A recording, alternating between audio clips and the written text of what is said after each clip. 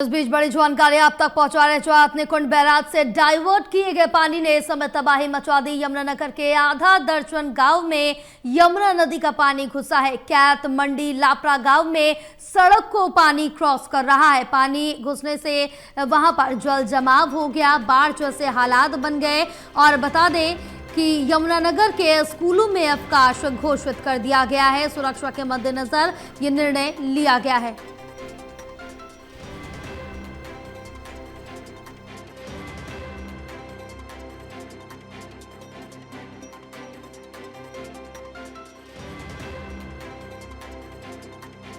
लिए जा रहे हैं अपने कुंड बैराज से डाइवर्ट किए गए पानी ने तबाही मचा दी। यमुनानगर में आधा दर्जन गांव में पानी घुस गया है। कैत मंडी लापरा गांव में इन सड़कों को पानी क्रॉस कर रहा है। और जानकारी लेंगे, हमारे सहयोगी राहुल हमारे साथ जुड़े हुए हैं। राहुल, क्या कुछ अपडेट मिल पा रही है? यमुनानगर के इस समय हालात क्या कुछ बने हुए हैं? लोगों की सुरक्षा के लिए क्या कदम उठाए जा रहे हैं?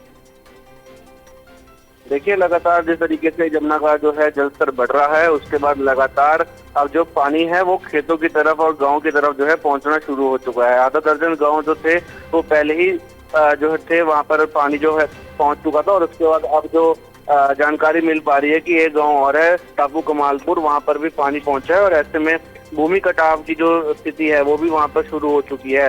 प्रशासन जो है अधिकारी जो है वो भी मौके पर उनको सूचना दे दी गई है। और ऐसे में जो ग्रामीण है उनमें कहीं ना कहीं टेंशन जो है वो साफ तौर पर बढ़ती हुई नजर आ रही है कि अगर इस तरीके से अगर पानी और बढ़ेगा या ये जो समस्या है ये अगर उत्पन्न हो गई, भूमि कटाव लगातार अगर इस तरफ हुआ तो पानी जो है गांव से होता हुआ सीधा खेतों घरों तक पहुंच जाएगा और काफी नुकसान पहुंचाएगा। और उसके साथ साथ लगते जितने भी गांव हैं वहां पर नुकसान होने की संभावना जो है वो कहीं ज्यादा बढ़ जाती है। ऐसे में भूमि कटाव जिस तरीके से लगातार हो रहा है और उसकी जो वीडियोज हैं वो भी अब सामने आई है, तो उसमें काफी जो चिंता है वो साफ तौर पर बढ़ गई है ग्रामीणों की। ग्रामीण अपना सारा काम छोड़कर जो है यमुना के किनारे पहुंच गए हैं और इन सब चीजों को जो है देखते हुए हाथों माथे पर हाथ रखे हुए हैं और चिंता जो है वो यहाँ पर व्यक्त कर रहे हैं कि यमुना का जो ये रौद्र रूप फिलहाल देखने को मिल रहा है, इससे अगर पानी अगर और ज्यादा जलस्तर और बढ़ जाता है यमुना का, तो ये कहीं ना कहीं उनके गांव की तरफ ना बढ़ जाए और जो नुकसान है वो उनके गांव में ना हो जाए। क्योंकि बहुत मेहनत के बाद जो है घरों तक जो है काफी समय लगता है। जब इस तरीके से बाढ़ वाली सिचुएशन जो है पैदा होती है, लोगों के कई साल लग जाते हैं इन सब चीजों को वापस पूरा करने में। तो एक डर का माहौल जो है वो कहीं ना कहीं जितने भी यमुना के साथ लगते निचले इलाके हैं उन पे ये बना हुआ है।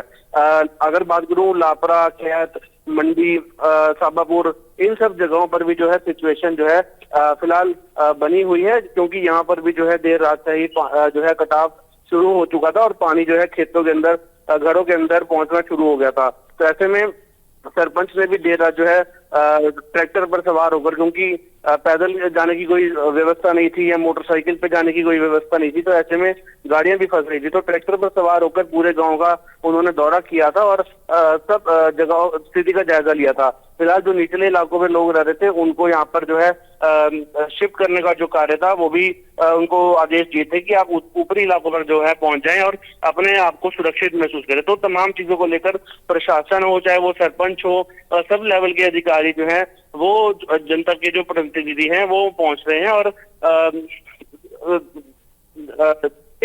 जो ये सिचुएशन क्रिएट हुई है इससे बचने के लिए कहीं ना कहीं जो कार्य है वो शुरू किए गए हैं। राहुल, तमाम जानकारी साझा करने के लिए बहुत शुक्रिया आपका।